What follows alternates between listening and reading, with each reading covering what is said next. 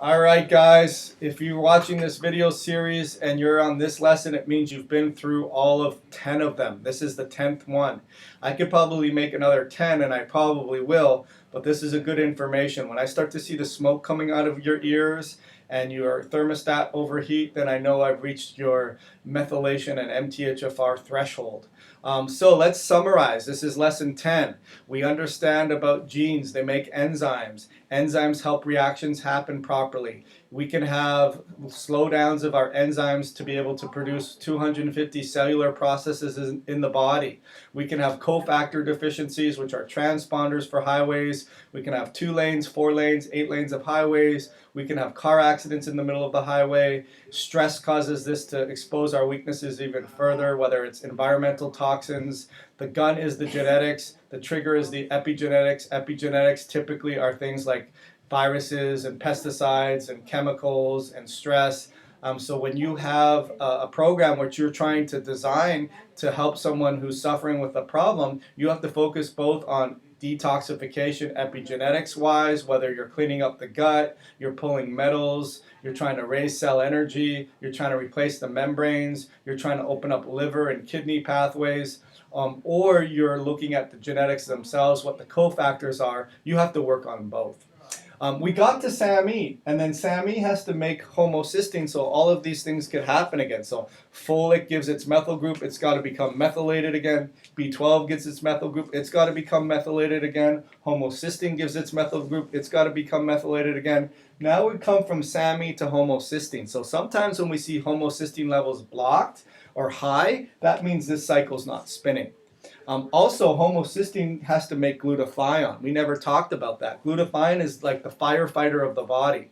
When we have oxidative stress, it's not so much how much gene problems you have, it's the combination of gene problems. If you're not regenerating your membranes very well, and then you don't have firefighters inside of the membrane putting out the fires, that's a double whammy where your oxidative stress is not getting rid of the villains or the fire, and then you're not rebuilding the house by rebuilding the membranes. So a lot of the times it's these unfortunate circumstances of combination of genes that cause for the suffering, and it's not just the absolute amount of genes you have that are not working as effectively, and that's a huge problem. So that's a real big lesson for you. So the other thing is about the serotonin and dopamine and catecholamines and the excitation and the calming neurotransmitters. If those things need SAMe to be able to work properly, and we're not making a lot of SAMe, then how well are we making and breaking those neurotransmitters? Not very good. So we do organic acid testing. As well, when we have problems with hormones, potentially we're not breaking down estrogen in phase 1 or phase 2 properly, we'll do a Dutch test, but those require SAMe as well to work properly. So we look at other testing to see if we can get more information, like methylation profiles, see how well you're spinning here.